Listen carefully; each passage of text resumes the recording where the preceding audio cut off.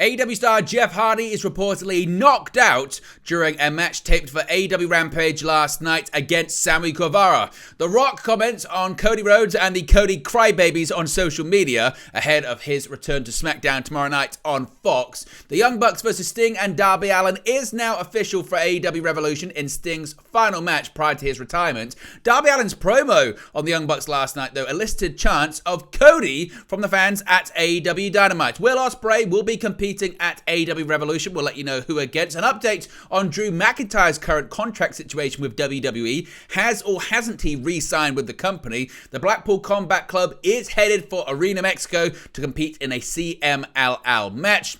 Adam Copeland faced off against Daniel Garcia on AEW Dynamite to determine the next challenger for Christian Cage's TNT Championship. We'll let you know how that one went. Tony Khan says we're going to be getting a brand new set for AEW Dynamite after Revolution. Plus, we have the ratings for Tuesday's episode of NXT on the USA Network.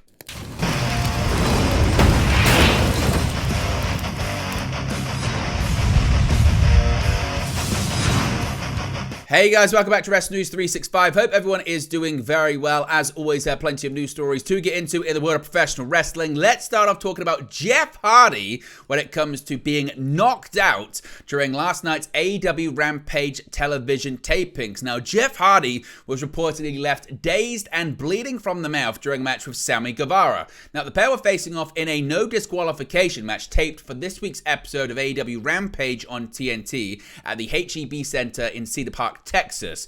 Now, as the match reached its conclusion, Guevara went up to the top rope and performed a shooting star press. Of course, a high-risk maneuver infamous for the significant potential for harm to both of the wrestlers involved. Now, though Jeff Hardy raised his knees up to counter, Guevara's trailing leg landed outside of its intended target and crashed down on the face of Hardy in the middle of the ring. Now, the former WWE superstar was immediately attended to by the referee and was reportedly left bloodied as a result of the incident, though the match was not stopped. Now, according to a report from SE Scoops, Hardy was left disorientated from the blow and was bleeding from the mouth. Let's take a look at what happened via a footage from a fan in attendance.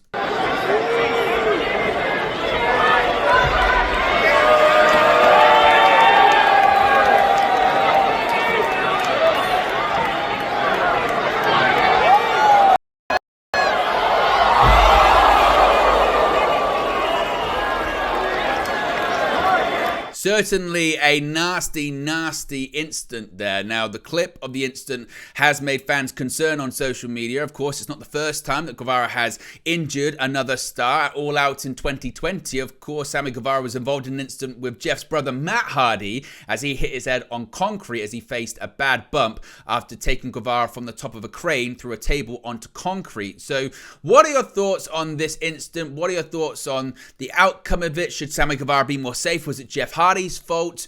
Do you think it's just a freak accident? What's your reaction to it? Let me know your thoughts, as always, in the comments section below. Now, The Rock, he's going to be on SmackDown this coming Friday night on Fox, and seemingly he's going to make his intentions clear as we get closer to WrestleMania in Philadelphia, where we know The Rock will be wrestling.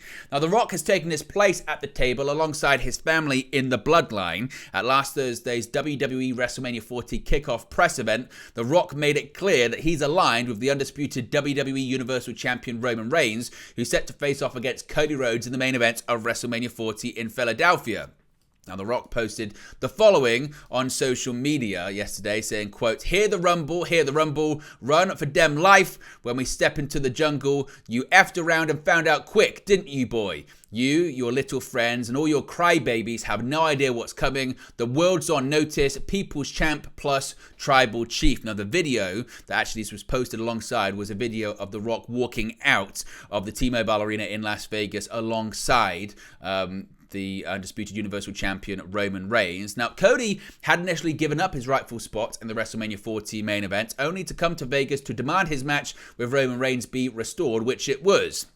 Of course, The Rock recently joined the TKO Group Holdings board of directors, appearing alongside now disgraced former executive chairman Vince McMahon at the New York Stock Exchange in January. The TKO board member is also said to have a heavy influence in the creative direction of this year's Road to WrestleMania. In fact, a power struggle storyline between The Rock and Triple H has been teased on WWE programming. So how do you think this one's going to play out? What do you expect on SmackDown tomorrow night when the Great One is standing side by side with the Tribal Chief?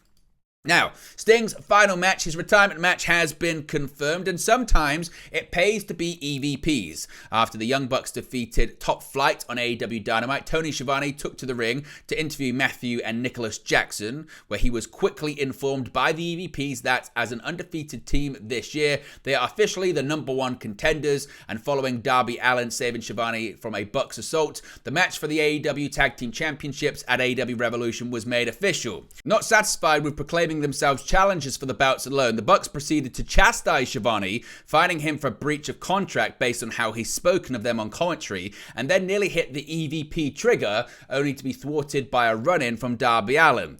With Matthew and Nicholas Jackson retreating up the ramp, Darby reminded them that the original AEW mission statement was to change the world, and said he had to beg for a job while their shit friends got hired instead, referencing an EVP here with a set of brains at the time he was hired, and making it clear he didn't mean Cody Rhodes. Darby Allin thanked God for being brought in thanks to that person. Now, of course, that person he was referring to was the American Nightmare Cody Rhodes, which certainly caught the attention of those in attendance at Dynamite last night. No! Listen, you know when I was homeless and AEW first started, I begged you guys for a job, and you saw nothing in me, yet I had to sit by and watch all your shit friends get hired. You little California crew. And thank God at the time there was an EVP here with a sense of brains.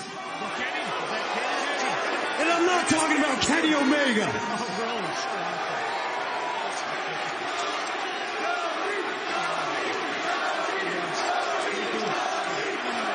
So Cody Rhodes' chants from those in attendance at Dynamite last night. He then turned his attention to his thoughts towards the match at Revolution, telling the Bucks he wasn't sure they quite knew what they'd gotten themselves into. Darby Allin described Sting as a man who has nothing left to lose, underscoring the importance of the final match in his illustrious career that spanned nearly 40 years before signing off with his familiar, "It's showtime." So that match is now official for AEW Revolution. What are your thoughts on that? And what are your thoughts on the reaction to Cody Rhodes last night on AEW Dynamite as well? Now, Will Ospreay is All Elite, and we now know what's going to be his first match, seemingly, now that he's an official member of the AEW roster. AEW is on the road to Revolution, and the March pay-per-view will mark the first major AEW event, which will take place after Will Ospreay's New Japan Pro Wrestling contract expires, and the former IWGP World Heavyweight Champion joins AEW full-time. On AEW Dynamite, Don Callis revealed that his client, Konosuke Takeshita, will face Ospreay on March 3rd in Greensboro, North Carolina at the Revolution pay-per-view. Ospreay and Takeshita have only shared the ring one time, when Ospreay teamed with Takeshita to take on Chris Jericho, Kenny Omega and Kota Ibushi at AEW Wrestle Dream back in October. Ospreay announced that he had signed with AEW in November, with the working relationship with AEW and New Japan Pro Wrestling allowing the company to sign the then IWGP United Kingdom Heavyweight Champion. The United Empire leader finished up his dates with Japan, wrestling at Wrestle Kingdom 18 in January in a losing effort against Jon Moxley and now IWGP Global Champion David Finlay, and then wrestled his final New Japan match recently at New Beginning in Osaka, where he and the United Empire lost a 10-man steel cage tag team match against the Bullet Club War Dogs. So Ospreay is going to be facing off against Takeshita at Revolution. Now, we have a bit of an update when it comes to Drew McIntyre, his future with WWE, because for almost a year now, there's been plenty of speculation surrounding the status of WWE's Drew McIntyre, with his contract reportedly set to expire following WrestleMania 40 in April. Things took a hopeful turn for those hoping McIntyre would re-sign, however, when yesterday WWE advertised McIntyre for European tour dates a month after his contract would end, leading some to speculate the two sides had reached a new deal. At this time, however, that is not the case. PW Insider is reporting that WWE is currently working under the idea that McIntyre will re-sign with the promotion, which is why they have advertised him for the European tour, and that both WWE and McIntyre are hoping to get a new deal completed soon. Despite that, a new contract hasn't been finalized yet, and it was noted a chance remained that the talks between the two sides could break down.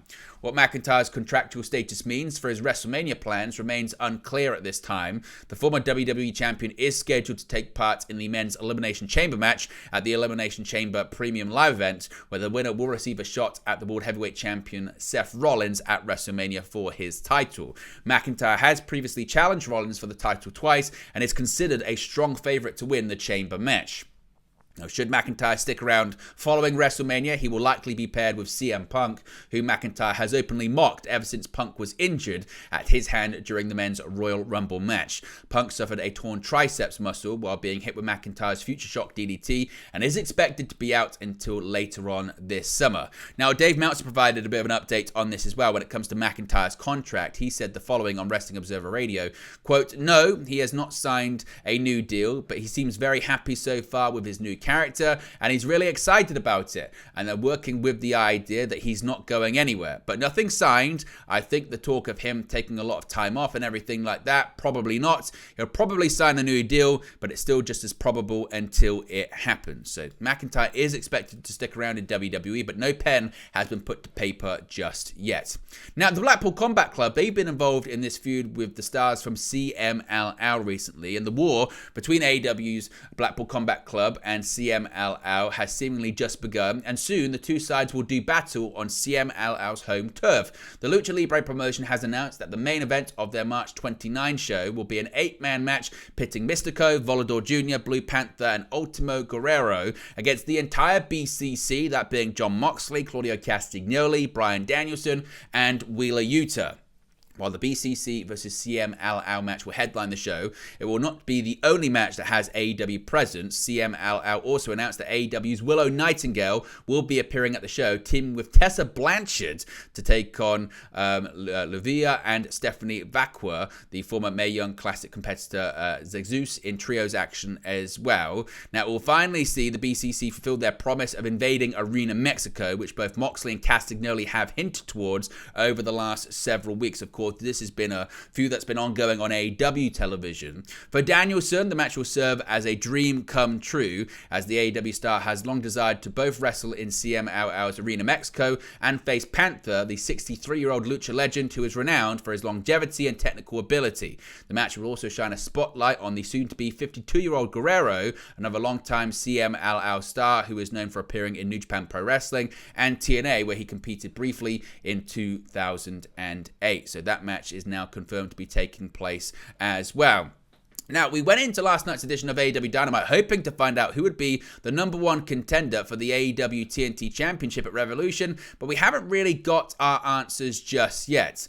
Now, this is quite an interesting one because there was a rare non-finish on last night's AEW Dynamite, as a much-anticipated match ended in a no contest. On last night's Dynamite, a match between Adam Copeland and Daniel Garcia to determine who would get the shot at Christian Cage and his TNT Championship at AEW Revolution. The match would be, I guess, marred with controversy, as there was no winner, however, after an interference by the Patriarchy would cut the match short prematurely. Making a sneak attack during the match, Nick Wayne and Killswitch first beat up Daniel Garcia before turning their attention toward Adam Copeland.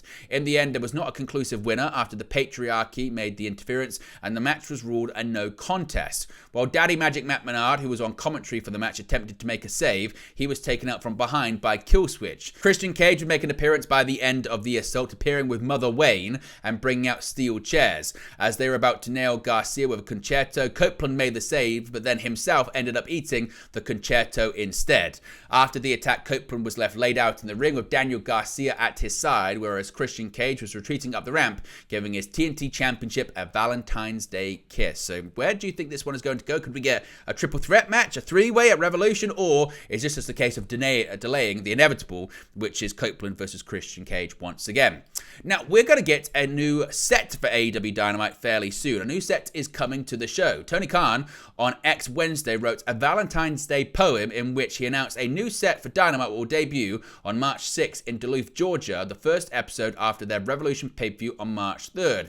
He said, quote, AEW Dynamite is red, AEW Dynamite is blue, until the Wednesday after AEW Revolution, when we'll have a brand new set for you. Happy Valentine's Day to all of you. Spend it with us on Wednesday Night Dynamite, coming up next on TBS Network tonight. Now, Dynamite has seen a few design changes in recent years since the debut in the fall of 2019. Entranceway tunnels on the stage have been removed in favor of a more traditional setup. More LED boards have also been added, and the colorful graphics of the past have been replaced with red and blue. But we could get, I guess, a major overhaul, or maybe just a slight change. We'll have to wait and see, but a new set is coming soon. Finally, we have the ratings for NXT on USA Network this week. Now, the viewership figure and demo rating for the February 13 edition of NXT on USA Network has been revealed.